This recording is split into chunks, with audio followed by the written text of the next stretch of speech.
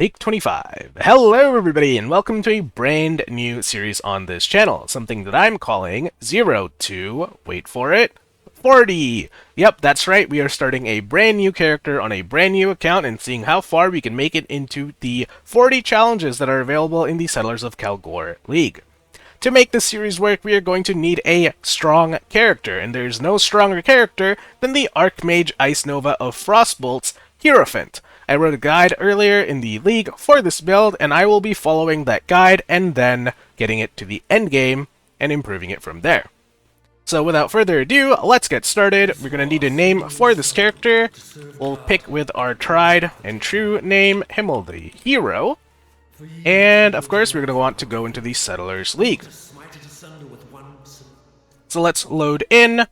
Right, this is going to be sort of a walkthrough, but also sort of a highlight reel of my experience doing these challenges. So, we're just going to play it by ear. So I'll open up the challenges here as we walk to Hillock, and you'll see that there's 40 challenges, and that use different milestones for each of the challenges. Right, at level, or at 12 challenges complete, we get a weapon effect.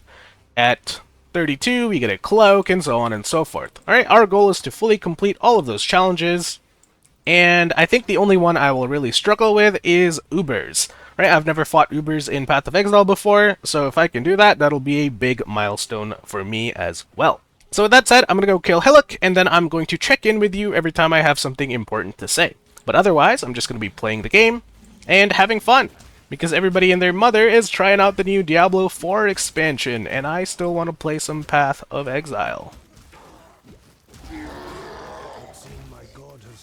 Alright, we just killed Hillock. I'm going to go into town, and make sure that you have a loot filter set up. I have mine from strict. I think I need to change it to regular, at least for the campaign. So we're going to talk to Turkley, we're going to get our first skill gem. I believe it is Purifying Flame, and we can put that into Elemental Proliferation here. Take these out, put this on here, and we can sell all of this crap. Alright, I'll keep the belt. Alright, so we have 3 Wisdom Scrolls left. Let's see, maybe we can find some movement speed boots from Turkley. Type in movement. Okay, no boots. Rip. So let's just go to Nessa and let's get a Coral Ring instead. Alright, this will give us some early game life. And with these Transmutation Shards, I am going to vendor it, get a Scroll of Wisdom, and put on a Rustic Sash because our spell does base physical damage. So physical damage will help us deal more damage. Alright, first point is going to be spent on damage here at the start. And let's make our way through the coast, and I'll see you at the waypoint. Okay, I lied. This is not the waypoint. This is the Crimson Iron Deposit. So this is the Settlers of Kalgor mechanic for those of you that have never seen it before. We're going to click on the Crimson Iron. It's going to start a stand in a circle, kill monsters mechanic. Okay, so this is the Corrupted Growth. Once to sit here and kill it, it's going to spawn monsters. That's a little bit tanky at level 2, right? So don't mind me as I sit here and struggle. And the mechanic is over. So you'll see here it says Crimson Iron Ore marked +5. Alright, when you do these mechanics in your maps or your campaign, it's going to mark the ores or the resources, and then you're going to have to go into the new King's March town, set up a couple of miners, that's miners with a E, and you're going to have them come mine these marked deposits. Okay, you're going to take the resources, and then you're going to use it to further build and improve King's March, until later on we are sending out ships like the Settlers of Catan mechanic? Or it's not a mechanic, it's a board game, but yeah, that's the gist of this mechanic. Very simple, very straightforward, and building the town is super cozy. Probably my favorite part of the league when I league started. Hey, so we're here in the Tidal Island. I'm going to go ahead and kill Hailrake. I'm going to spare you the pain of watching me do another one of these mechanics, but I do recommend that you do this as you go through the campaign, because there is a time-gated component, and you're going to want to improve the town as you finish the campaign. Right? Not just at the end when you start maps, you're going to be at a disadvantage at that point. Although, who really cares? It's 2.5 months into a league. Okay, looks like Hailrake decided to invade my little mechanic that I'm doing here. That's convenient, I think. So we're gonna sit here and struggle to kill him as well.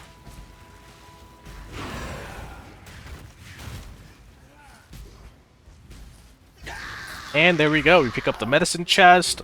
If you have white items, you swap it out for magics and rares, because they will sell more to the vendor. And... well, I'm kind of out of space here, but that should be good. Oh, we don't... oh, that's a chromatic orb, okay. Okay, Hillock is also... not Hillock, Hailrake is also going to drop you a portal scroll, so make sure to use that to get back to town, or you can log in and out, and that'll put you in the town as well. We will talk to Turkley. Still alive. We will sell all of these items. We don't need to identify it this early. I guess this gloves is fine. And we'll put this on. And we have 3 more Scroll of Wisdoms. I'm going to use it to buy a second Coral Ring, and also get a Quicksilver Flask for a reward for killing Hailrake. Okay, here I believe I get the Arcane Surge support. Now we need a blue socket setup to put this onto Purifying Flame. So I'm going to go look for something with 2 blue sockets. Alright, this helmet will do. We will sell this one of these shards. Oh my goodness. Still alive. Alright, to complete the Scroll of Fragments over there. And then we will get this hat. And then put Purifying Flame and Arcane Surge into our setup. Alright, I'll sell this for a chromatic. You can see here that blue, red, green all linked together gives you a chromatic orb instead of a Scroll of Wisdom shard. And we'll put this on here, and then we're going to go back into the coast. Then I'm going to go do Mudflats, and I'll see you at the Submerged Passage. Alright, we have the Strange Glyph wall open. We are also level 4, almost level 5, so let's put in our next skill points here. We're going to go through Elemental Damage. And don't forget to put on your Quicksilver Flask, so you can zoom through the campaign a little bit faster. Okay, back in town, we are going to Turkley, turning in our Submerged Passage quest. We're going to pick up Holy Flame Totem, Frostblink, and we're going to talk to Nessa and get Summon Phantasm Support. Now, where is that gem? Summon Phantasm Support, right there. Okay, so we're going to put Holy Flame Totem in the red socket from our first scepter with Summon Phantasm Support. That is going to be our auxiliary skill. I'll set that up here in my Frost Blink. Right, this is what we're going to use as our mobility skill. And I'll set that over here. And then we can head back into the fray. And remember to enable always attack without moving, so you have a little bit more control over your character. I'll see you guys when we get to either the crab or the lower prison. Okay, the crab is dead. We'll pick up this loot. We do not have the portal scroll. Oh, we have a portal scroll. I lied. Also in the corner over here. Alright, let's go sell this inventory of crap. Sell. Well, we can ID the boots, see if it has movement speed on it. And we'll talk to Turkley, get our passive skill book. Farewell. And you'll see that I am level 7 now. Let's spend some of these points. We're going to go through Elemental Damage and Retribution, and then go in for some life until we get Discipline and Training. Alright, let's ID these boots. No movement speed, but something is better than nothing, so I'll put it on. And I guess we can look here for movement speed boots. Nothing. Rip.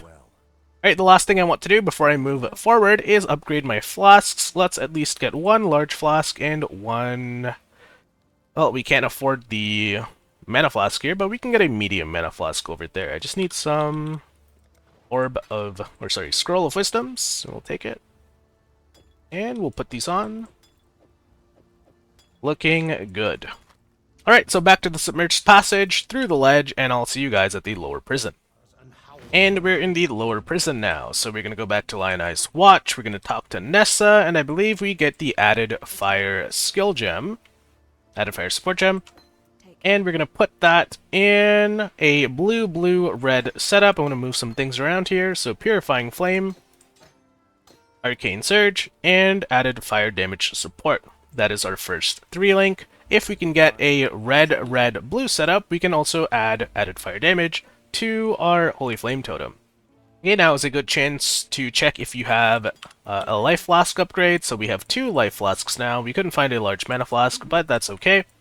Right, remember to put Frostblink back into your setup if you move things around. And we're going to go back to the lower prison.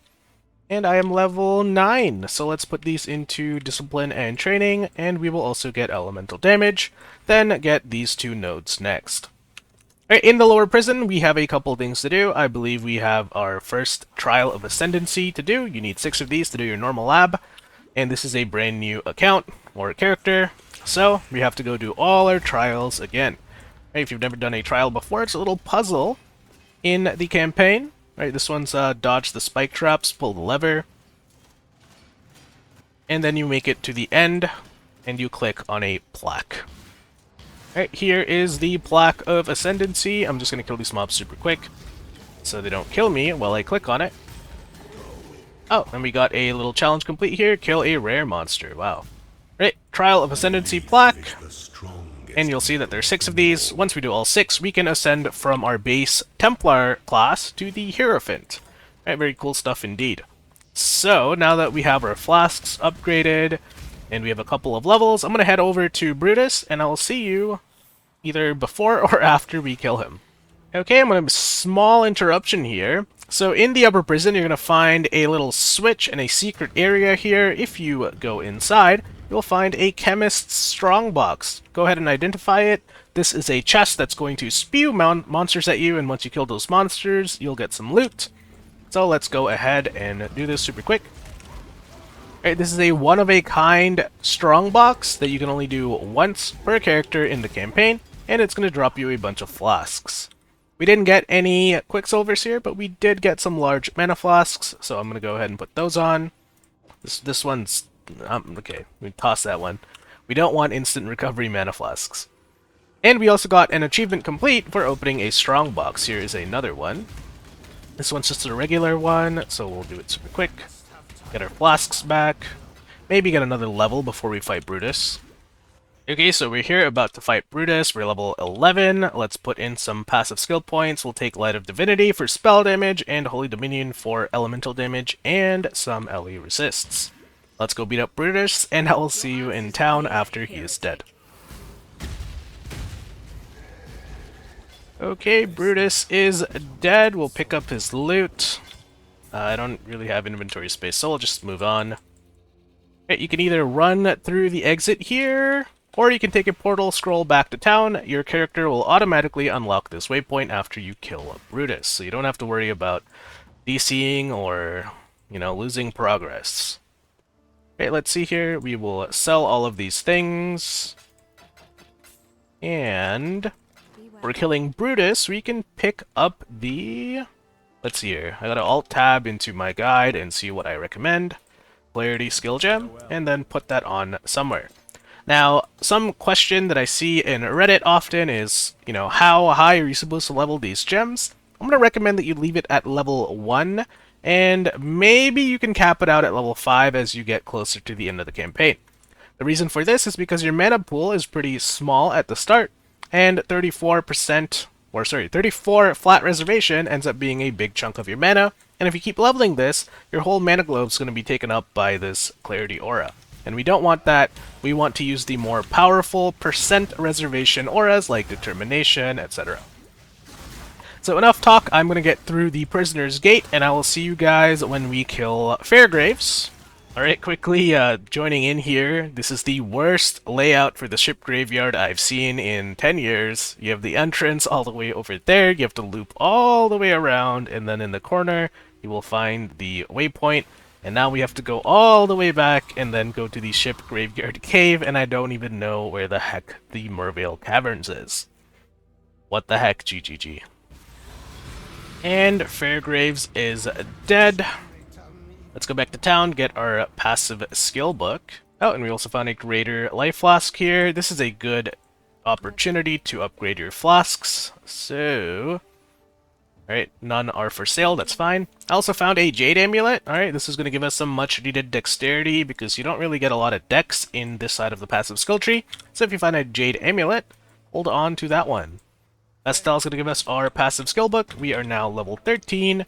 let's spend those points on, I believe, attack and cast speed and accuracy, and then we're going to get area of effect and amplify for even more area of effect. And I just want to double check with my video there. Yep, that is what is recommended. What else to do? We can look to see if there's movement speed boots. I still don't have any, which is unfortunate. No movement speed boots. Oh, there's some boots here we can identify. They do not have movement speed. RIP. Alright, nothing really else to say here. I guess we're going to fight Mervale soon, so this is a good time for you to get a sapphire ring. And we might as well do a challenge while we are at that. If you have one iron ring, go ahead and take one iron ring.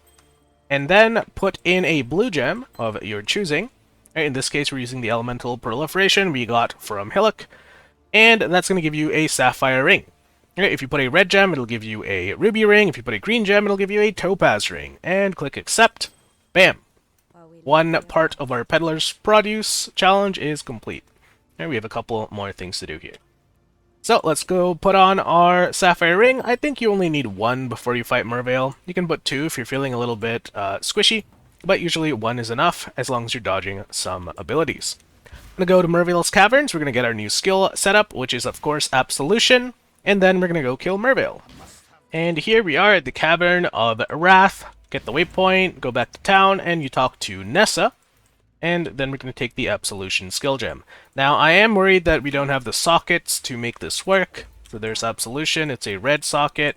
We need red, blue, red. And we can have that on the staff here. And that's about it. So, I'm going to buy the staff for a transmutation orb. And then I'm going to put Absolution. And then added fire damage support, and Arcane Surge. We're no longer using Purifying Flame. Hold on to these scepters just in case. Now, I need a slot for Holy Flame Totem here, so that's going to be red and blue connected to one another. We don't have that set up. What the heck? Okay, we don't have that set up. We're going to have to find it or something. We don't even have a red socket. Seriously, game? Okay, we're going to take this gloves for one transmutation orb and put it on instead of our rare item here. Right, so sometimes you have to prioritize sockets over stats. That's just how it is in the early game. Kinda sucks, but you know, RNG is RNG. And let's go kill Mervale. Okay, so we're about to fight Mervale. Check to see if you have any skill points left to spend. I'm level 14. That means I have 1 point to spend on Amplify. We'll grab that, so this is what our passive skill tree looks like while we finish Act 1. Let's go kill Mervale. And Mervale is down. Pick up all the good loot here. Maybe do some inventory Tetris so we can get more.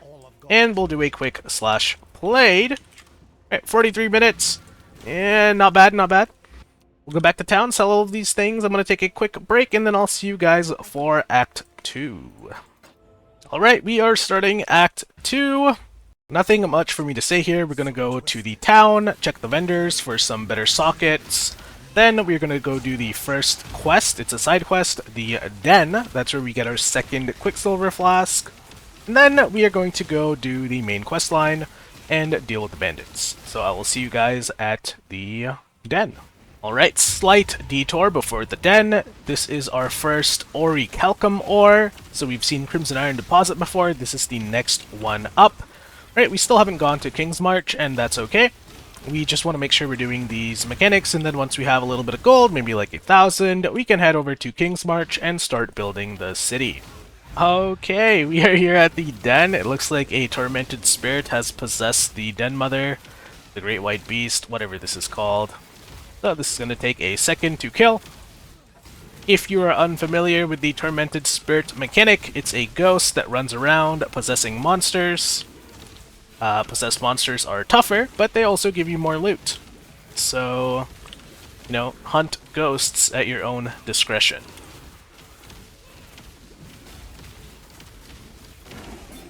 And he's dead. We'll go back to town.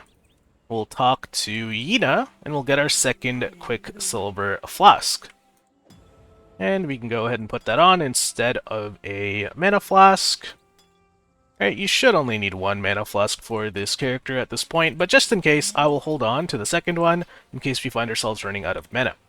Alright, now that that is done, we can go back to the den, and then take the exit, and then I will see you at the next quest, whatever that is.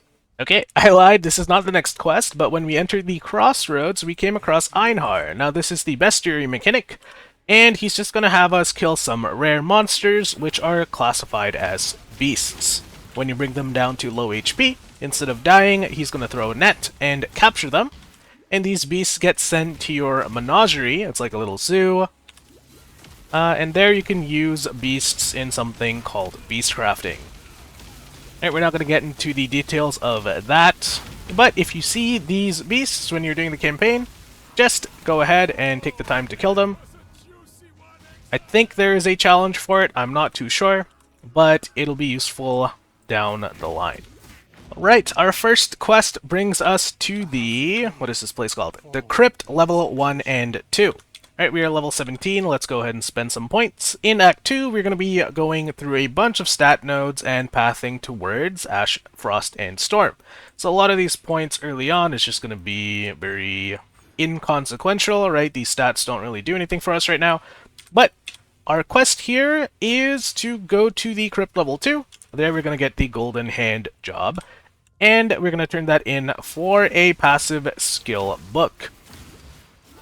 Alright, the other thing you'll have to do in this map is look for the second Trial of Ascendancy. So I'm going to go ahead and find that super quick.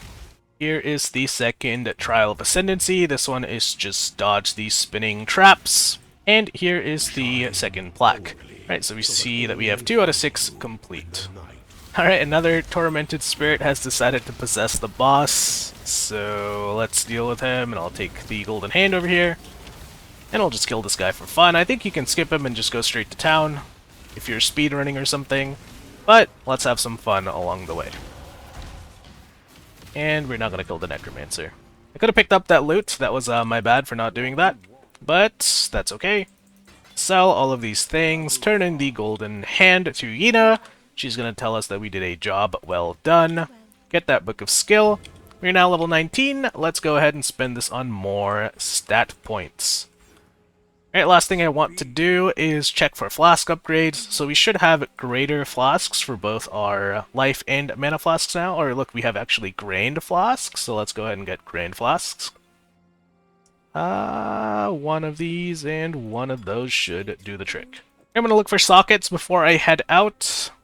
See if I can get that blue, red setup somewhere here.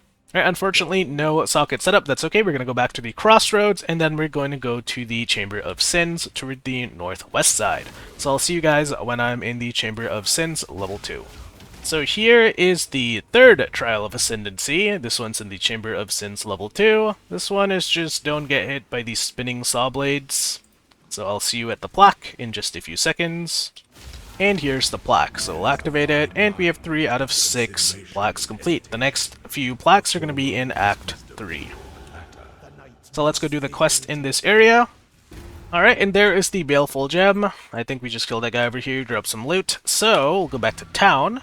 Let's get the skill reward first. We're going to talk to Groost, and we're going to pick up Herald of Purity. Right, this is a reservation skill that is going to give you more physical damage, and of course, our Absolution skill has base Fizz.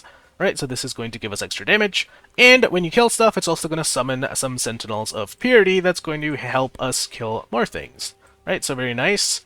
I want to bring your attention to a couple of things here. First of all is a quality life flask. Okay, anytime you find quality on flasks, you're going to go ahead and pick it up, keep it in your stash, because if you vendor a total of 40 quality worth of flasks, you'll get a Glassblower's Baubles, and those are a little bit more rare now in patch 3.25, and that's really important in getting your flasks up and running when you get to the maps. Alright, the other thing is we found a Topaz Ring, so let's go ahead and ID this. This one has life. We're going to put in our Topaz Ring. I feel like I'm saying that weird. Maybe it's Topaz? I don't know. Alright, you're going to put this lightning resistance ring on, alright, alongside your sapphire ring. And that is going to give you a bunch more resistances. You can see that our fire resist is still kind of crap, So we're going to be looking out for fire resist on gear elsewhere. Or as you get through Act 2, you might find 2 stone rings with 2 resists instead of 1. Right, we still don't have movement speed boots and our sockets are still scuffed, but we are doing the best that we can given the circumstances. So I'm going to sell all of these things. And we should be able to head out in this direction to the riverways. Alright, we'll do the bandit quest last. And make sure to turn on your Herald of Purity. I equipped it, but I forgot to turn it on, so here's me turning it on. Alright, while we're here talking about bestiary, this is a red beast. These are rarer than the yellow ones that you normally see. They're also a lot more tougher, but they're used for better rewards in the menagerie. Alright, so if you see the red beast, make sure you kill them. And Einhar will capture them when they reach 0 HP. Alright, we're now in the Western Forest. We walked all the way to the end of the map. Here we're going to kill Captain Artery, pick up the thematic emblem, and then we're going to go open the thematic seal. And if you walk through this passage here, it should connect you to Act 1. When you're in Act 1, go ahead and open a portal scroll back to town, and this is where we're going to get a passive skill point for clearing the blocked road. So let's go ahead and grab that. And we are now level 22. We have a bunch more stat points to spend. Oh, no, just 1. And then we're going to start filling out elemental damage and resistances and get Ash, Frost, and Storm. Our next point is an important one. We're going to be getting our first elemental mastery. Alright, I will let you know more about that when we get that point, but this is very important. Alright, so we're here at the Weaver's Chambers. I did find some rare boots. Let's see if we get move speed. We do not. So into the nest we go. Here we're going to kill the Weaver and then complete our quest. This one's a phased fight, so I'll see you in a minute or so. And the Weaver is dead. We'll pick up the loot. Go to the forest encampment. Here we're going to get a new support gem from Silk. I believe that is faster casting support, so go ahead and get faster casting support. You're gonna change that with Arcane Surge, so now you should have Absolution, added fire damage, and faster casting support. Okay, we're gonna take Arcane Surge and keep it in our stash tab because we will be using this later with a different skill. Now that those quests are done, we can go deal with the bandits, and so it's actually better than my hat, so I'm gonna go swap that. So I'll see you when we get to the bandits. Okay, I tried talking about this before, but this is the breach mechanic. Walk into this hand, you're gonna be surrounded by a bunch of enemies. It can get pretty overwhelming pretty quickly, so just be a little careful. Here, you're gonna kill these monsters that come out of a different dimension. It's just good XP, and later on, I think it is required for one of the challenges in this league. Familiarize yourself with this mechanic, because we will be doing lots of it later. Okay, we're here at the first bandit. This is Creighton. We're gonna kill Creighton. So let's kill him. Alright, and I guess while we kill him, I can talk about the other bandits. We're gonna go to Oak next, and we're gonna kill Oak. And then we're gonna go to Alira last, and we're going to help Alira. Alright, Alira gives us plus 15% to all resistances. And the alternative rewards is movement speed from Creighton and life from Oak. Or if you kill all 3, you'll get 1 passive skill point. Now, 1 passive skill point is ideal for an endgame setup, but while we are doing the campaign and early mapping, we're going to want that plus 15 resistances from Alira. Alright, here is Oak. This is definitely Oak. Put down your totem, and let's kill him. He's a little bit of a drain tank, so this might take a few seconds. And he's dead. Very nice. Let's go get the waypoint in this zone, and then we're going to take it back to the Western Forest, and then go help Alira. Right, there is the waypoint, and I think we have the required quest state to open these routes, so let's open these routes, and then go back to the Western Forest. Alright, quick tip for Alira is that if you follow this road, you will eventually come across a torch as well as a cobbled path. Okay, well, I mean, it tells me Alira's on that map anyway, so it's a little bit of, yeah. Alright, here is Alira. We'll talk to her, and here you'll click Help Alira. Remember to get the Apex from her. Now, if we take a look at our defenses, you'll see that we have 39% fire res, capped coal res, and a little above 50% lightning res. Alright, that is a great place to be in Act 2. And we're getting that just from our passives. So you've got resistances here for the Ash, Frost, and Storm cluster. You have resistances here for Holy Dominion. And, of course, we have resistances from Alira and our 2 rings. Okay, by the time we get to Act 3, we're going to want to have above 50 in all resistances except Chaos. So that's enough talk. Let's go back to the Forest Encampment and then head into the Vol Ruins. I'll see you guys when I get to the Northern Forest. So in the Vol Ruins, you might come across a Corruption Altar. So this is a little bit of a watered-down version of the Corruption Altar that you'll see in the Alva Incursion mechanic. Click on it, it's going to say corrupts an item, modifying it unpredictably. So we'll go ahead and, I don't know, corrupt this. It needs to be ID'd. We will go ahead and corrupt this. And you'll see that now it's corrupted, it can no longer be modified by any currencies. And it got 5% increased attack speed as an implicit corrupted modifier. So that is corruption in a nutshell. It will break your gear or make it really cool. Right, it's something people do in the end game to min-max their gear. Right, so off to the Northern Forest we go. And actually, no. I told you that the next point was important. So let's go ahead and spend that next point. So we are now level 24, Elemental Mastery. Okay, you can only take this if you've taken the notable passive in a cluster. So in this case, that's Ash, Frost, and Storm. Alright, we're going to take Elemental Mastery. Hits have 25% chance to treat enemy monster elemental resistant values as inverted. Okay, that's a mouthful. Elemental resistances make enemies take less damage. When you invert that value, it makes them take more damage. So the Elemental Mastery that inverts elemental resistances once every 4 hits, that basically just makes you deal more damage. Okay, we are now in the Northern Forest. If this is your first time playing the game, ever, make sure to go into the Dread Thicket, and here we're gonna go find a hideout encounter. This is where you unlock your player-owned hideout. So I will see you when we get there. Okay, so here we are at the end of the Dread Thicket. You'll see a little diamond, blue diamond icon on your minimap. This is the first hideout. Come in here, talk to Helena. And here she's going to ask you to full clear this hideout, and then you'll unlock it. So let's go ahead and do that. And the hideout has been unlocked. So if we go to the Forest Encampment, that's the town, and then we talk to Helena, and then create hideout.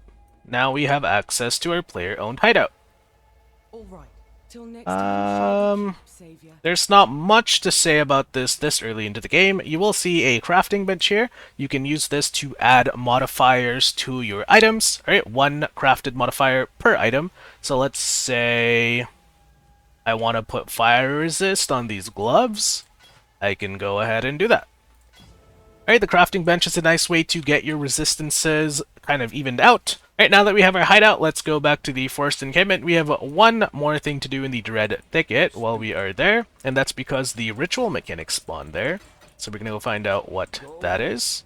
Okay, so this is a ritual. So when you see ritual appear in your maps, it'll be a giant circle with a little minimap icon, and it's gonna have a bunch of monsters inside of that circle. Kill those monsters where they stand, and then you will activate the ritual, and it's going to resurrect those monsters and let you kill it again.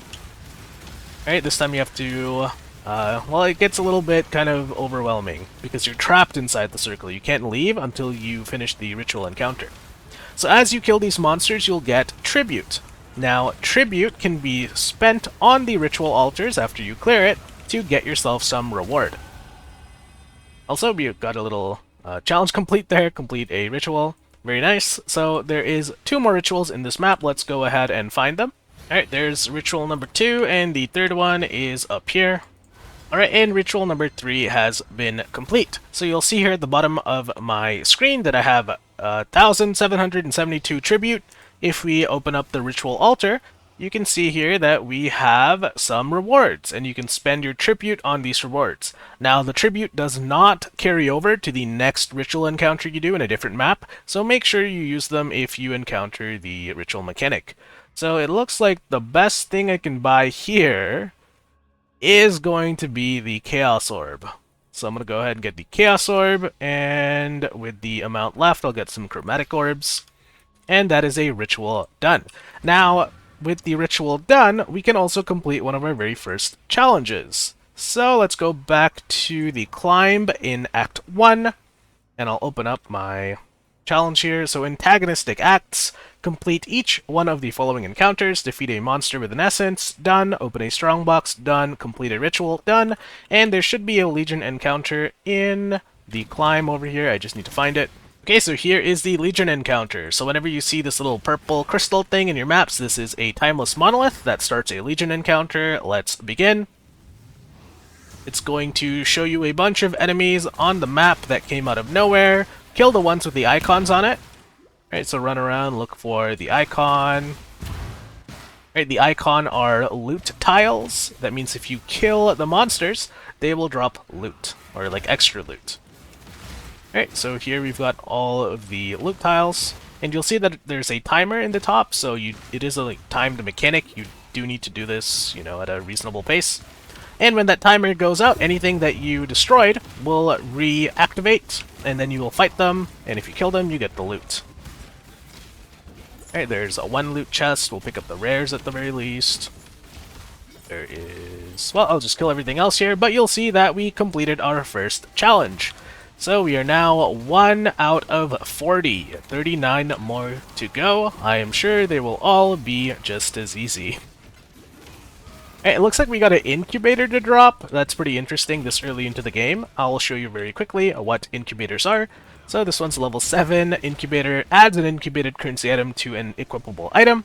Item drops after killing X amount of monsters. In this case, it's 484, so you just take an incubator, apply it to one of your gear pieces, and as long as you have it equipped, it's going to be tracking the kills, and then the incubator will pop when you kill the required amount of monsters. You can put an incubator on every one of your items, so this is one thing you can do in the end game when these are abundant to get a little extra loot as you play the game. Alright, back to Act 2, we're going to go kill the Vol Oversoul, and then move on to Act 3, so I'll see you guys at the Oversoul. Alright, we are now at the Vol Oversoul. Let's activate the Dark Altar, grab this crafting recipe over here, and while we wait for this RP to happen, we're going to go ahead and spend our next few skill points. So wrapping up Act 2 at level 28, we're going to get Strength, Strength, Life, and Constitution for even more life. And now we just wait for Vol, and I'll see you when he's dead. And the Vol Oversoul is dead, so we'll do a quick slash played. So 1 hour 45 minutes, really not the most impressive time here, but we are taking a lot of time to do all these side stuff and as many challenges as we can along the way. So I'm not going to feel too bad about those times, and we will sell all of these things. I'll keep that. And I'll take a short break and see you guys in Act 3. Alright, we are back after a short break, and we are now starting Act 3. So in this first area, we have to go to Clarissa and save her from a bunch of guards that have kidnapped her. Let's go ahead and do that.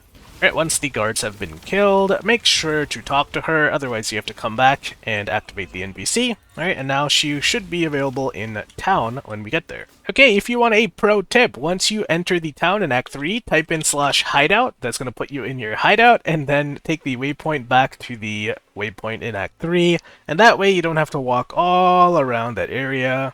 Alright, little speedrunning tip there, I suppose. Once we're in Act 3, we can start looking for 4-socket gear. So let's talk to, what's this guy's name? Hargan over here, and we can start to see if we have any 4-socket, 4-link items for sale.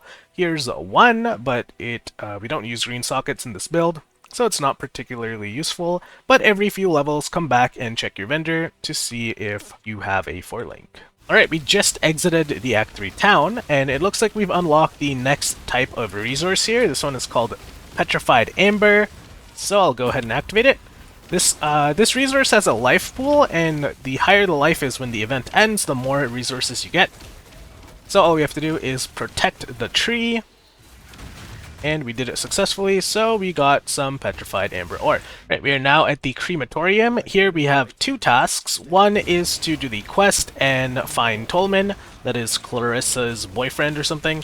And the other is to find the fourth Trial of Ascendancy. So let's go ahead and do those two things. Right, we found the fourth Trial of Ascendancy, so here's the floor's lava. And if you have fire resists and some life flasks, you can run through it. Otherwise, just wait for it to time out and run in between when the floor is lava and when it's not. Alright, get to the end over here, there is the Trial of Ascendancy plaque. We'll open it and you'll see here that we have 4 out of 6 done. The other 2 are also in Act 3, so we'll be doing our Labyrinth and Ascending by the end of Act 3. Okay, there's another crafting recipe here, and that actually brings me to something we missed when we entered Act 3. So let's go ahead and kill Piety here. Looks like Tolman is dead. So, yeah, we're gonna have to break that news to Clarissa. Alright, Clarissa, I'm sorry I don't know how to break this to you, but Tolman is dead. Alright, she's gonna give us some keys, and then we are also going to go to Maramoa over here. And let me get one of these for a quest reward. Now, I can't remember if we get anything here. I'm gonna have to check the guide. So Act 3, looks like Punishment is what we get here. So let's go ahead and get Punishment. We do not have a red socket to use this, so that is unfortunate. I will take... Alright, we're gonna take this helmet, this Rusted Coif. Once again, this we have to give up stats in order to use sockets. So we'll put on this white helmet, put in Frostblink, and then put in Punishment. So now we have Punishment in our skills. I'm going to remove these auras here. If you hold down Control, you'll see an alternate hotbar. Here you can place your auras, and that way they won't clog up your active skill bar. Alright, we can put Punishment in this hotbar over here, and then I will sell these items, identify this ring. And, oh, we also got some new flasks, so we are high enough to get giant flasks. Let's talk to Clarissa, purchase items, and we can't afford any of these things, but it's worth checking to see if she will offer you some giant life flasks or giant mana flasks. Alright, I got a little confused there, but we are now heading out of the town with the sewer keys, and we are headed into the Sarn sewers, so I will see you when we get to the sewers. Alright, here is the entrance to the sewers. It's a giant yellow exclamation mark in the slums, so if you can't find it, just run around. It will eventually show up. In the sewers, we have 2 things we need to do. First is find 3 busts, platinum busts. We can turn that in for a skill point, and other than that, we are just going to activate the waypoint and then keep moving forward with the main story quest. Alright, this is a good chance for me to show you what Punishment does. So curse the enemy with Punishment, and when it gets into low life, they're going to take increased amounts of damage. So the lower life they get, the easier they are to kill. So that is a nice curse for us to use during the campaign. Here is bust number 2. I'll find one more, and then we'll go turn this quest in. Alright, here is bust number 3, and also we have the Blight mechanic that is now showing up. So go ahead, talk to Sister Cassia, click on the Ichor Pump. This is a little tower defense mechanic. You'll see here that there's a little bit of time you get to go build some towers, and there's different lanes where enemies will come out of. So let's go ahead and build a flame tower near each of these spawns. And this one has 3 spawns, so let's go ahead and put some ice towers to slow down the enemies. And then we just try and protect this tower. It can be a little bit to handle this early into the game. You can see that my pump is already dying to enemies over there. Let's put a stone tower here that will deal a little bit of physical damage and stun enemies. Alright, so each tower has a different gimmick to it, and some of the lanes, you'll see the little lightning bolts in the bottom lane over there, means that the enemies are resistant to that type of tower. Alright, so in this particular mechanic, or this engagement, we don't want to use any lightning towers. Right? So you will get full rewards as long as your tower doesn't die, so even if it survives with 1 out of 10 HP, you don't lose rewards for it, so that is worth knowing. And I believe the Blight mechanic will have some challenge related to it, so this is a good time for me to kind of introduce what this is and how to do it.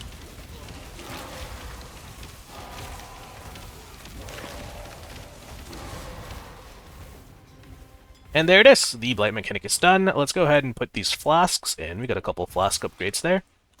And you can go loot these Blight chests. And here you're going to find oils as well as an assortment of other loot.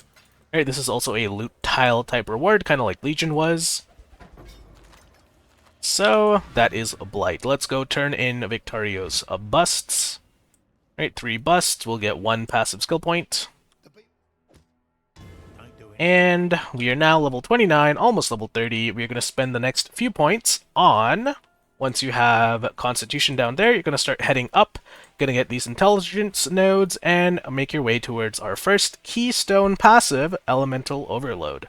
Alright, and I'll explain what that does when we get it. Okay, so we finally found some movement speed boots. Alright, these have 10% increased movement speed on it, which is already better than what we had before. One thing we can do here, and this is a little bit... I don't know if I should be doing this, but I'm going to do this. Okay, if you have an extra Quicksilver flask laying around, so maybe not one of the 2 that you're using, but just an extra one, what you can do is you can take boots that have movement speed on them, and 1 Orb of Augmentation, and a Quicksilver flask, and you will get back the next tier of movement speed boots. So these have 10% move speed, this one has 15% move speed.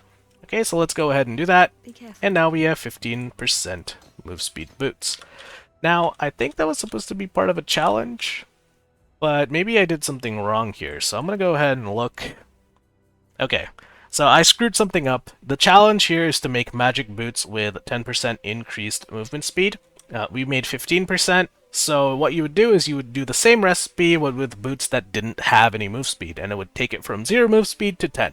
Alright, so we're going to have to do that again when we find a Quicksilver, and then we'll get that part of the challenge complete. Alright, back to the sewers, we are headed forward. I think we just have to go across a couple of maps, I don't recall the name. It's the Marketplace, the Battlefront, something like that. And then I will see you when we are at the next quest objective. Okay, we are now at the waypoint of the Marketplace. We can go into the Catacombs here, and there we will find our 5th Trial of Ascendancy. Alright, here is the 5th Trial of Ascendancy. Just dodge the spinning Roombas. Click the lever, get the crafting recipe, and speaking of crafting recipe, that reminds me that we forgot one at the start of Act 3. Now, I know I said that a couple minutes ago, but this time we're actually going to go get it. Alright, so 5 out of 6 Trial of Ascendancy plaques achieved. Let's go back to the waypoint here, and then you click City of Sarn. So this is the first map we spawned in, and there is a crafting recipe here that gives us move speed on boots. Alright, we are now at the waypoint of the Battlefront. Let's go ahead and grab that, and then head towards the bottom left. Here's an exclamation mark. The ribbon spool is here. We need one more item, I believe the Thaumatic Sulfite from the docks, which is the next map over, and then we will be able to, oh, a unique, open up the sewers. So I will see you at the docks, and then we will also identify the unique when we get the quest item. Okay, here is the supply container in the docks, so there's our Thaumatic Sulfite, and as promised, I will identify this unique amulet. So this one is Carnage Heart. It gives you a lot of attributes, some ally resistances. It's not really ideal for our build, but it's so much better than this Jade Amulet that we have here. So I'm going to equip it, and we're going to hold on to that. Right, if you don't have that, that's fine. Just use a Jade Amulet. Okay, we're back in town super quick. We are now level 31, so I'm going to check the vendor and see if she has flask upgrades for sale. So it looks like we have some Colossal Mana Flasks, but no Colossal Life Flasks. So I'm just going to go ahead and equip these. I found them on the floor. And I'll just clear my inventory, and then we'll keep moving forward. Okay, we are now at the waypoint of the Solaris Temple level 2. Let's talk to Diella, hand in those 2 quest items we had. And we can get the Jade Amulet here. Of course, we don't need to use it because we found the Carnage Heart over there, but I recommend that you get the Jade Amulet if you don't have a better amulet. In this Eternal Laboratory side area, you can go here, get a crafting recipe. And then we can go to the Sarn encampment, take the waypoint to the sewers, and use our quest item to break the blockage. Alright, at this point, make sure you have some amount of fire resist, because the next boss we're going to fight, Gravicius, is going to do a lot of fire damage. So grab this crafting recipe, and I will see you at Gravicius. Okay, so here's Gravicius. Let's beat him up. And remember to use your punishment curse on him. Something I like to do if our DPS is quite low is I like to try and kite him towards the next quest objective. So that would be towards the top left. Now this is a little bit harder to do since we have minions, so I might just have to sit here and commit. But if you're taking a long time to kill Gravicius, you might as well just kite him towards the Lunair's Temple level 1. Or better yet, play a build that does more damage, so you don't need to struggle with the woes of low DPS. Alright, that was also an achievement, I think, Powerful Prey. Let's go have a look at that. Yep, so we have 2 more things to do here, and then we'll have another challenge complete.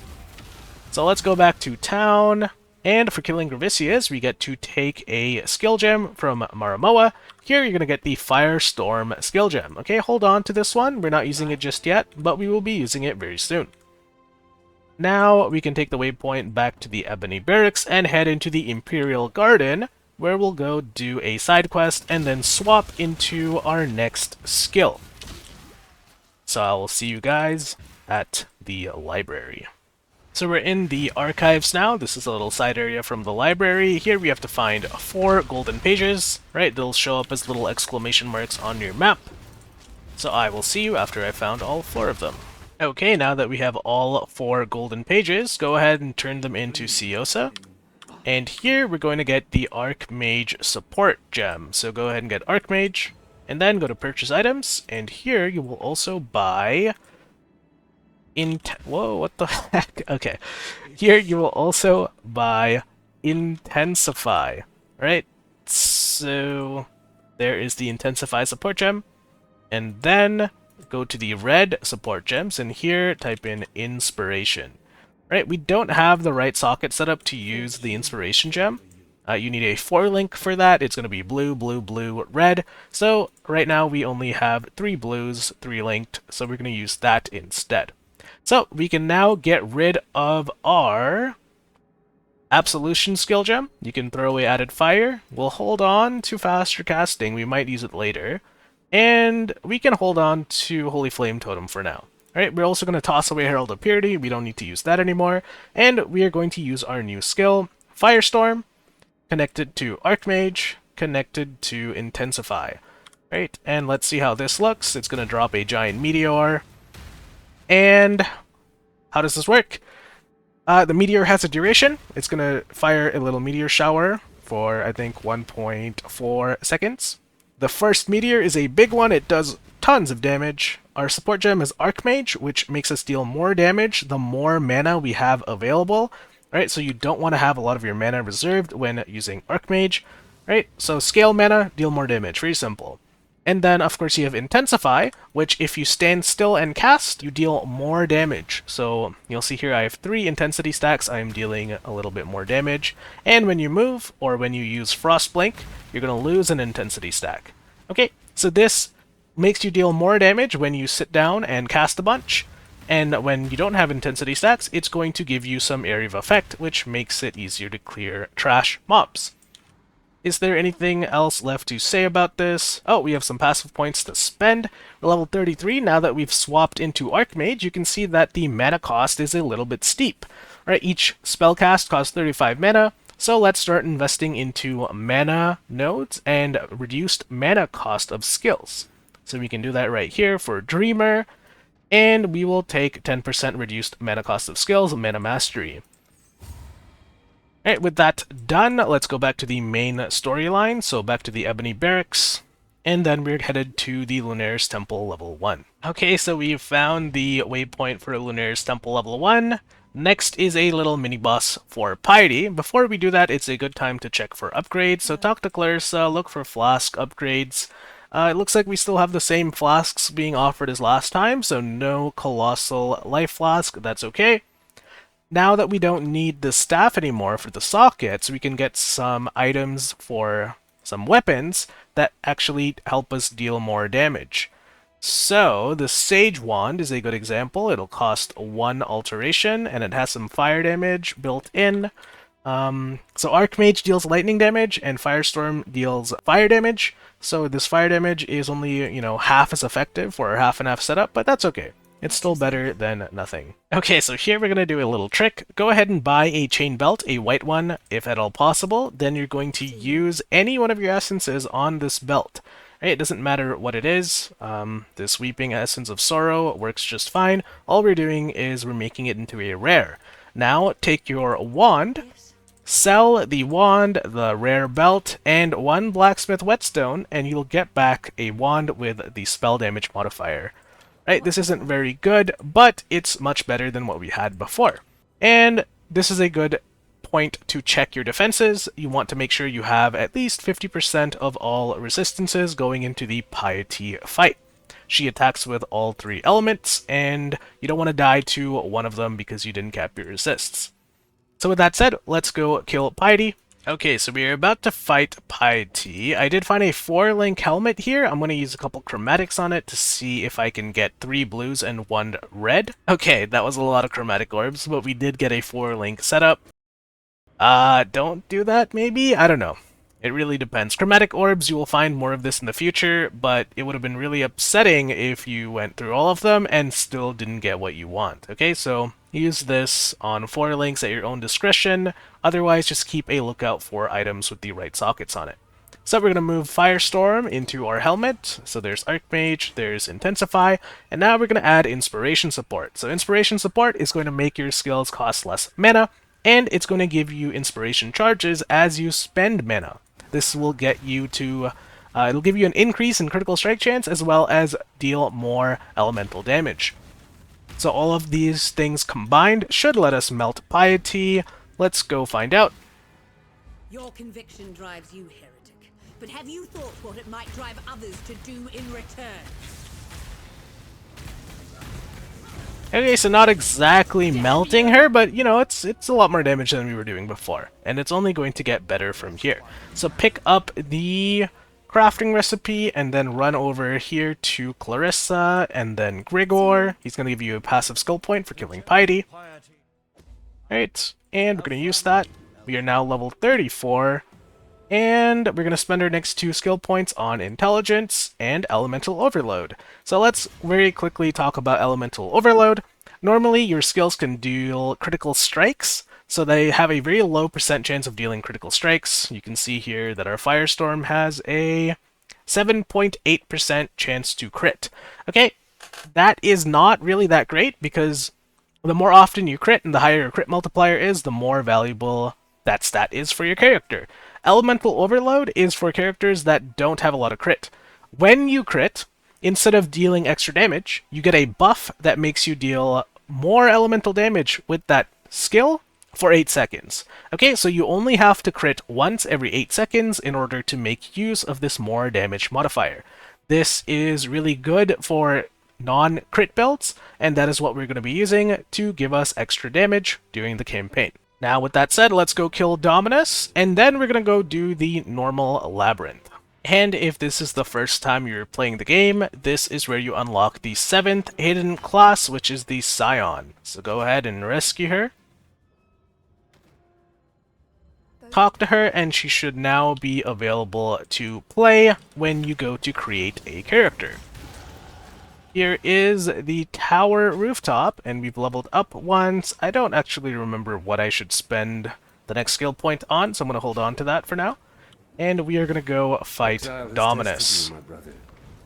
Now let's see what God has to say. Alright, so we're going to kill the ads here very quickly.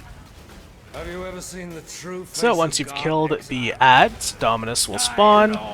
Only thing you have to watch out for here is to not get hit by his big slam ability. Alright, these projectiles should be fairly easy to tank if you have some lightning resistance. Alright, you can see we're doing a lot of damage to him. And then he's going to go into second form over here. This one deals mainly physical damage as well as damage over time. Try not to get hit, otherwise you can just chug on your flasks as he hits you. Hopefully we have enough damage to kill him before it becomes a problem. So put down your Holy Totem if you still have it. Right, we can start precasting Firestorm and then cast Punishment on him.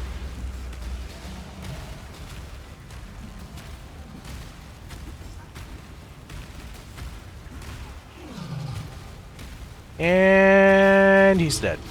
Alright, so that is Act 4 complete. Or sorry, Act 3 complete. Let's do a quick time played. 2 hours, 38 minutes. Not bad. We'll go back to the Sarn encampment. And before we head into Act 4, we're going to go do our Ascendancy. So I'm just going to clear up some things here super quick. Alright, the 6th Trial of Ascendancy is in the Imperial Gardens. Take the pathway to the entrance of the library and then hug the wall and head towards the top of the map. There you should see the minimap icon for the Trial of Ascendancy.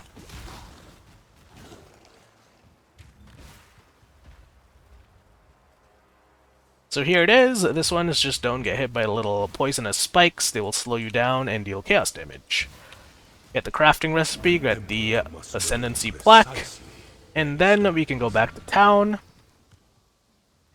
and run all the way over to the Ascendancy plaque. And if you have all 6, you will be allowed entry. Grab the waypoint, and then let's go do our normal labyrinth. So here, it's a little maze type, a rogue light mechanic, right? You cannot portal out of here, you cannot die in here, you will have to restart from the beginning of the labyrinth. You have to fight a boss called Izaro 3 times, and once you've done that, you will be able to ascend. Right? And the Ascendancy is a big power spike for almost every class except this Scion. And I will see you after we've killed Izaro. Right, before you go to fight your first Izaro, make sure to grab the crafting recipe here. This is all resistances, right? That will let you master craft more resistances on all of your pieces. Alright, so this is the first of 3 Izaros. Each one will have a different mechanic. It depends... it's different depending on what day it is and what difficulty the labyrinth is. So there's a lot of community-driven efforts to find the new layout every day when it resets. So this one is the portal mechanic. We have to kill the portals before we face Izaro. So let's 2 portals down, and here is the 3rd portal. We'll get this down, and then we can bring him to his next phase. Can't stem this tide.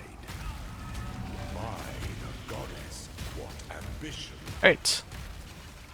And now we have to go fight him 2 more times, and then we beat the lab.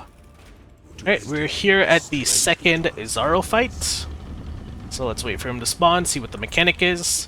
This one is statues. I'm gonna be honest, I don't really know how to resolve this one. They have life bars. I think you're supposed to keep them as close to 0 as you can. If they get full, the statues come to life, and then they empower him. So just juggle your DPS between the statues and Izaro, and you should be fine.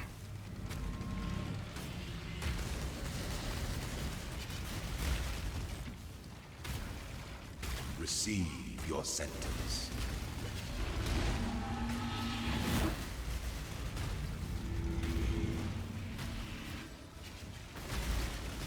Must have time to gather my wealth. Such resilience. And there is phase 2 of Izaro, 1 more left. Of suffering and time. And here we are at the final Izaro fight. So he should be at less than half HP now. Go ahead and put down your totem, cast punishment, and then let's nuke him. Alright, quote-unquote nuke. Alright, we still don't do that much damage, but we'll get there. Alright, this build picks up very quickly. And he's dead. We'll get the loot, pick up the key. The key is used on these chests. They drop random stuff. Oh, look, another unique. And a jewel. I'll hold on to the jewel for later. Alright, for the uniques, I'm going to hold on to them in the 4th tab over here because I believe there is a challenge to disenchant them in the King's March Disenchanter. That we all So I will keep that there. This is Divine Font. This is very important. This is how we get Ice Nova of Frostbolts or Frost Blink of Wintry Blast. So let's try our luck. We'll put in Frost Blink and see what we get. Splitting, Slamming, Dissipation. So none of these are particularly what we are looking for. These are Transfigured Gems. So we'll just cancel this and we'll get our Frost Blink back. And the next time we do lab, we can try to fish for the Transfigured Gem that we need. Alright, and here is the most important thing, the Altar of Ascendancy. Click on it, then click Hierophant, and then click Ascend. And now you'll see that we've gone from a measly Templar to an awesome Hierophant. For our first 2 Ascendancy points, we're going to spend them on Conviction of Power. This is going to give you 4 Endurance charges and 4 Power charges at all times. Alright, what do these things do? Power charges gives you increased critical strike chance. Endurance charges gives you additional physical and elemental damage reduction. So, our Firestorm now has almost a 20% chance to crit, and we should be proccing Elemental Overload a lot more consistency. We'll also be a little bit more tanky because we're taking less damage from physical and elemental hits. So off to town we go. I'm going to go take a small break, and then we will start Act 4. Alright, we are back after a short break. We are now in Act 4. Okay, apparently English is going to be hard today. We are headed towards the town of Act 4, and our first quest is going to be the Breaking the Seal quest, where we kill Vol, and we pick up Deshret's banner. So I will see you guys when we get to Vol. Okay, Vol is dead. You didn't just see me eat a slam. Remember to get this crafting recipe here, and then we can head back to town. And if you've been memeing like me without a chest piece for this long, because it gives you minus 3% move speed, Act 4 is a good time to put on some chest piece. This one has 420 armor, very nice. Let's go turn in the seal. Alright, and here we're gonna go all the way up the stairs, talk to Diella, and get a skill gem. I believe it's going to be Sigil of Power. Let's see, Sigil of Power. There it is. And now, since we don't want to have too many buttons to press, we can chuck Holy Flame Totem. Our new auxiliary skill is going to be Sigil of Power. Put that in my boots here for now. And let's go into the mines and I'll show you what this skill does. Alright, so it has a cooldown and it makes a circle at your feet. Stand in the circle. When you cast, it'll absorb some of the mana to boost up its effectiveness. Its effectiveness is it makes you take less damage while standing in it. And it makes you deal more lightning damage while you also stand in it. Alright, so put that down when you engage a rare or unique monster. Okay, it looks like we're also going to start seeing Nico and the Delve mechanic show up here. Now, this isn't something you can actually do in your maps or in the campaign, but when you click on these little Sulfite veins, you're going to get Sulfite, and that's going to let you engage with the alternative endgame, which is Delve. So start picking up these little Sulfite deposits, but don't worry about it aside from that. Right, here is Deshret's spirit. You can free it and kill the monster if you'd like, or skip it. It's really up to you. We're gonna kill it just for fun. And we're gonna... well, let's actually go back to town and hand the quest in, because we have some passive skill points to spend. So talk to Tasuni over here, get your passive skill point. And I think in Act 4, we're gonna start heading towards Sentinel over here. So 1, 2, 3, 4. And Sentinel is going to give you a little bit resistances, as well as evasion rating and armor. Great. Some of you might say, okay, is this really worth spending 2 points to get to Sentinel? Yeah, because we're going to path over to Magebane and Reflexes later on in the endgame. This is where we get some of our spell suppression. So it's en route, might as well get it early and get some resistances. You can see here that I am above 60% for all elemental resistances now. At the end of Act 4, we're going to want this to be at 75, and never let it drop below that ever again. So back into the mines we go, and I'll see you when we get to Doresso. Okay, we're here at Doresso. I don't really have much to say about Act 4, so I'm just gonna, stand here and narrate this fight. So, we don't use our Punishment Curse yet because he is not at low life. So we just put down Sigil of Power and stand still. Give him the good old beatdown, and now he is below half-life. We put Punishment on. and rinse and repeat. There you can see that the Archmage Firestorm is starting to get pretty nasty, which is exactly what we want. Hey, let's check out these boots. 15 move speed. It's better than what I have. So let's go ahead and put this on for now. Maybe I'll hold on to these boots and upgrade them to 20% later. I'll see you guys at Comb. Alright, we are here at Comb. So same idea, put down your Sigil of Power, start channeling Firestorm. Well, it's not a channel, but you guys know what I mean. Get that punishment curse on him, and he's dead. Right now, let's take these eyes back to Diella. And for one of my favorite parts of the questline,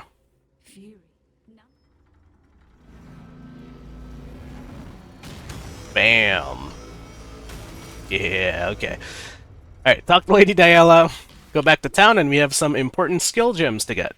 Okay, so from Diella herself, we are taking the Spell Echo support gem. Alright, we're going to keep this for later because that is a main support gem that we use for Ice Nova of Frostbolts when we get it.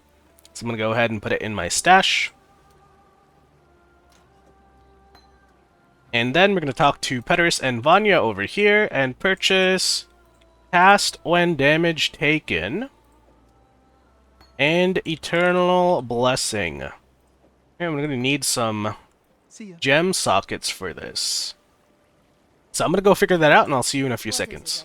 Okay, I figured out the gem sockets, so let's go ahead and take Arcane Surge, and then we are going to go to Siosa in Act 3 Library. And we have a couple gems to buy here. So we talk to Siosa, and we will get Determination for 1 alteration. And Arcane Cloak. We need another alteration for this. We can buy it from Act 2. Yeah, we can just get it from the Act 2 vendor. Click on my stash, make sure I have alterations. And Arcane Cloak. There we go. So, what are we going to do? I'm going to remove punishment here for a second. We're going to go back to the hideout. And we're going to slot some of these new skills in. First things first, Eternal Blessing support. Put that in a red socket. And then attach Determination to Eternal Blessing support. Right, so now we have the Determination Aura, which is usually a 50% reservation for your mana. We're playing Archmage, so we do not want our mana reserved at all. Eternal Blessing makes it so that your reservation costs nothing, but the catch is you can only use 1 aura that is free. Right, so I'll activate this. Now we have Determination, and we can't activate any other aura that reserves our mana, okay? The next thing we can do is we still want Clarity, so we need to... I forgot to get a gem here. Okay, so I literally did not have an Orb of Chance to buy that support gem, so I'm going to go here to the Act 3 vendor and type in Chance, and you'll see here I can buy 1 Orb of Chance or 1 Orb of Feasing, so I'm going to go ahead and do that. And then back to CSO we go, and we're going to get the Arrogance support gem. Arrogance basically makes your auras reserve life instead of mana, and it does it at a higher cost. So, the Eternal Blessing thing that we were doing, where it makes you unable to use any other auras, that only applies to your mana. So if we put Arrogance support, and then we put Clarity attached to Arrogance, you'll see here that we can reserve a portion of our life for some mana regen. So now we have 2 of our auras set up. We have Determination on Eternal Blessing for our mana, and then we have Clarity on Arrogance for our life, alright? And this is why I said don't level up your Clarity too high, because if you were to, you know, have this at level 10, half your life pool would now be reserved, and you'd probably just die a lot. Right, the next big thing we need to do is we need to set up our Cast When Damage Taken Arcane Surge setup. Okay, so Cast When Damage Taken measures how much damage your character takes, and when that damage reaches a threshold, it's going to trigger whatever spells you have linked to this gem. So we're going to put our defensive setup, which is Arcane Cloak and Arcane Surge on Cast When Damage Taken.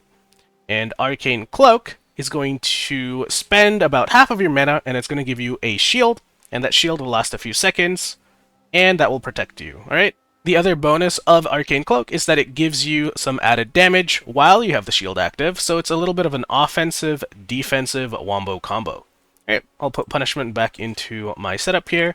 So now our skills should be locked in. We should have Firestorm, Archmage, Inspiration, Intensify on a 4-link. We should have our Punishment Curse. We should have Arrogance and Clarity as our life aura. We should have Cast when Damage Taken, Arcane Cloak, and Arcane Surge as our Cast when Damage Taken defensive guard setup. And we have Frostblink as a mobility, Sigil of Power as an auxiliary, and Eternal Blessing and Determination as our primary aura that is reserving no mana. Alright, we can now go back into the Crystal Veins. I'll see you when I kill Piety, and then, of course, Malachi. Oh, and we have some skill points to spend. So, go ahead and take Mana Battle Ruse, and then Mana Mastery. Here you're going to take 10% of damage taken recouped as mana. Alright, and then our next point, whenever we get that, which is, in a few minutes, we're going to take the Mind Over Matter Keystone passive. This makes it so 40% of damage is taken from your mana before your life. So we have a full mana pool here that's going to add to our effective hit points, okay? So that's why this build is so strong. You're scaling mana, and mana is going to give you defensive layers as well as offensive power. Alright, that's why Archmage and Hierophant in particular is busted. And I guess I'll do a live demonstration of here, so you can see this skeleton is whacking on me, my HP is getting, slapped around. I'm going to enable Mind Over Matter here. And now, well, I'm barely taking any damage of them. That was Arcane Cloak proccing. And if you combine this defensive setup with a little bit of Life Leech or Life Regeneration, you'll be very tanky. Right, here we are at Piety. Put that under Sigil of Power. Let's start precasting Firestorm. And when she gets to half HP, well, don't get hit by that, but when she gets to half HP, you can put Punishment on as well.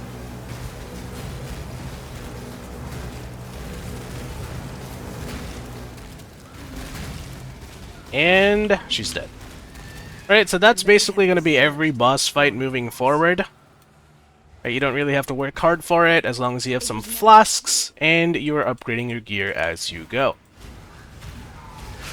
Alright, we have all 3 organs. Now's a good time to go back to town and check to see if you have any flask upgrades. So I did find a hollowed life flask here, and equip that. And we will also check the vendor to see if they have any hollowed life flask for sale. They do not, but we do have 1 hollowed, or 2 hollowed mana flasks. I'm going to equip those. And I'll put this 4-link in my stash, maybe for later. Is there anything else for us to do before we fight Malachi? Let's see. Take care. We have a passive skill point to spend, so we just got Mind Over Matter. Let's go back to the Battle Ruse node here and pick up this little node. So this node, normally you skip the little nodes in a passive cluster and just take the notable.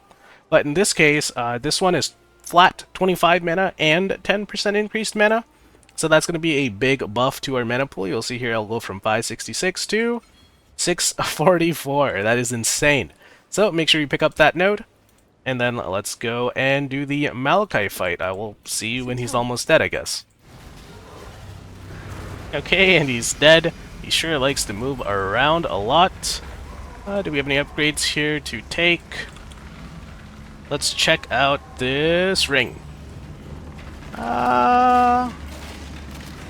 It's not really better than the one I had before, so I'm just going to use this since the life is more important than this, vomit of... Actually, I lied. This is cast speed. I'll take it. I'll take it just for the cast speed. So Act 4 is complete. Let's go back to town. We did find a unique item here. I will put that in the 4th stash tab so we can disenchant it later. Didn't even ID this. And remember I said that by the end of Act 4, we want to have 75% all resistances. So let's go to the crafting bench and see what I can slap some resists on. And resistances are a suffix, so we can put one on this chest plate. Looks like fire resist is our weakest, so let's go ahead and put some fire resists. And if you don't need the higher roll, you can spend just the transmutation on the lower roll instead of an elk. And cold resist needs a couple more. I'll just put it on this wand. Cold resist, and that's done. So now our resistances are capped at 75, and we'll have to revisit this at the end of Act 5 when we get the cruel resistance penalty. So I'm going to go take a quick break. We'll do a quick slash played before I go. 3 hours, 34 minutes, Act 4 complete, and I will see you guys when we start Act 5. Alright, we are back after a break. I am at the end of Act 4. Let's pull this lever. So things are about to pick up in pace now. Our skill gems are locked in. All that's left is to make it through Acts 5 through 10, and I will be checking in with you guys whenever there's something important to say or a skill point passive quest to do. So, with that said, I'll see you at the miasmeter. And there's the miasmeter. Let's go turn this quest in. And we'll get a skill point passive. So we are now in Act 5. Where am I supposed to go from here? Okay, so the guide says to head towards Unwavering Stance near the Marauder side of the tree. So Unwavering Stance is our next keystone passive. It's going to make us unable to evade enemy attacks, but we're also not going to be able to get stunned any longer. So this is a small price to pay for stun immunity on a character that otherwise has no evasion. So let's start working our way down there, and I will see you at the next quest objective, whatever that is. Okay, we are now at the Chamber of Innocence. Let's grab this waypoint. Now is a good time to go back to town and check to see if your flasks are up to date. That is the wrong vendor. Oh, and we also get a flask for getting to this point of the campaign. I would recommend the Granite Flask. Alright, let's go ahead and take this, ID this, and we can replace one of our mana flasks because we should only really need one at this point in the campaign. So the Granite Flask is going to give you some armor on demand, and that should let you kind of, sit there, be tanky, and just cast against bosses and the such. So here we'll also get a Hollowed Life Flask if you don't yet already have one, and make sure your Mana Flask is also hollowed, and that's really it for this part of the vendor. Let's go back to the Chamber of Innocence. If you are struggling for whatever reason, I don't know why you would be, this build is actually cracked, you can sit here and farm out this zone on repeat until you're level 50 or so. It's really good XP, and when I play a weaker build, this is where I kind of catch up in levels, so that the Act 6 and beyond is a little easier. So we're not going to be doing that on this character, because holy crap, I have never played a stronger character through the campaign. We're just gonna go easy clap Innocence and then keep progressing with the main quest. And oh my god, nice Chaos Orb. What the fuck is going on? Okay. Alright, so I just wanted to showcase, so hold on, let me get back to town here and refill the flask. I want to showcase why you need stun immunity, okay guys? Watch this. Alright, well, look at this guy. Alright, he's just gonna start hitting you, and look at that. Look at that. What is this? Alright, you don't want that to happen to you, so I can't even cast. I'm just gonna... What? Okay, he's dead, so that is why we're getting stun immunity, okay? Alright, another minor interruption here. So, my Arcane Cloak cast and damage take-up stopped working, and I was like, what the heck's going on here? So you can see here that Arcane Cloak currently requires level 43, and cast and damage taken support, before it just leveled up, can only support skill gems requiring level 42 or lower. So this is something to be careful about, right? So you can see here that I can manually cast this. You shouldn't be able to do that. And when I level cast and damage taken support, and now it can support gems requiring level 44 or lower, now cast and damage taken Arcane Cloak setup is back and functioning. So just be a little bit careful when you're leveling that up. Okay, I don't know what's happening here, guys. My auras are inactive. Determination and Clarity, for some reason, is no longer functioning, so I'm going to put that on. And Innocence is dead. Let's check out this wand that we got. Ooh, it's a pretty nice wand. Actually better than this one over here. Now, the only problem is I need the sockets on this. So let's go back to town.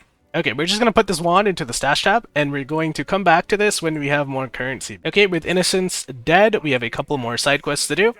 I think the next one's a passive skill point, and then we will fight Kitava.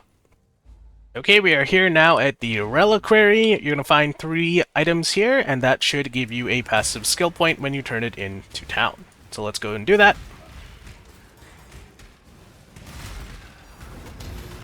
Oh, no way!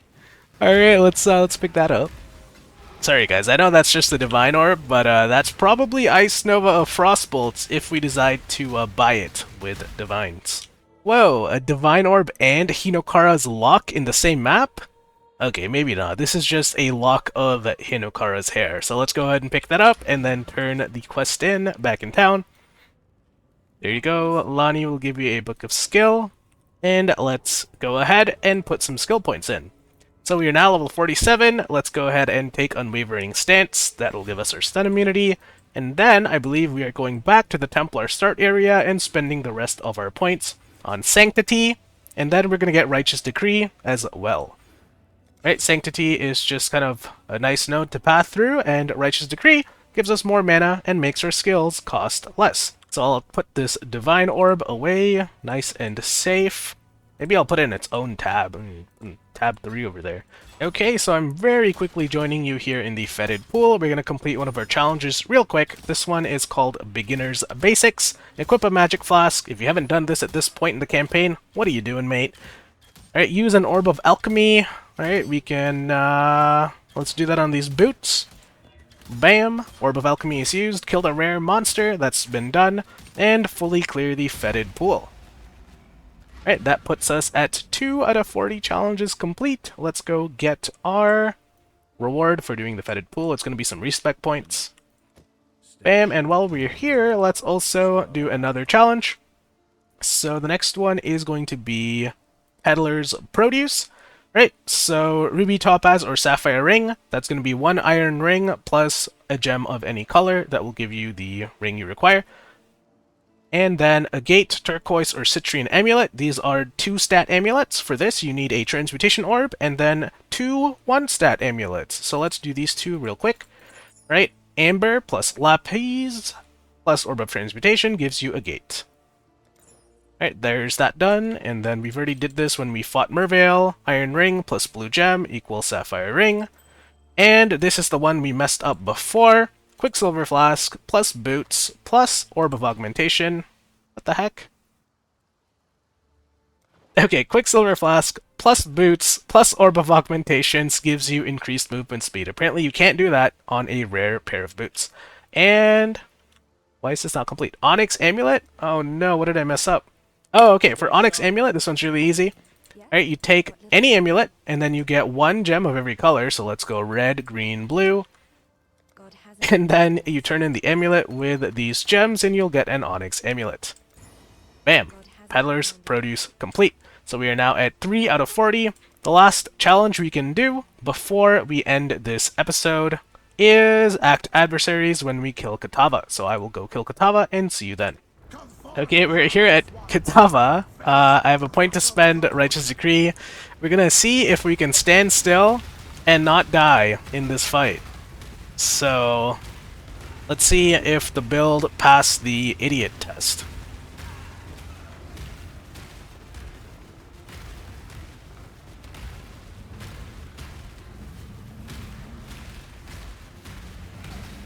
Oh, that's gonna sting. Whew. Okay. Alright, we are sitting here in damage over time.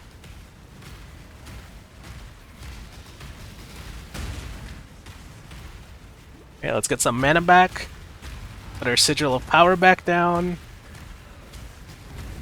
Alright, we don't have a Granite Flask anymore in case he does some big damage abilities.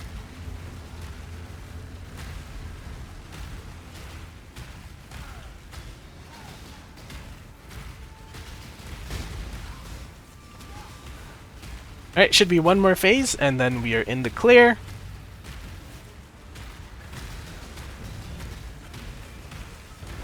Alright, and there we go. Try not to die to degen over here.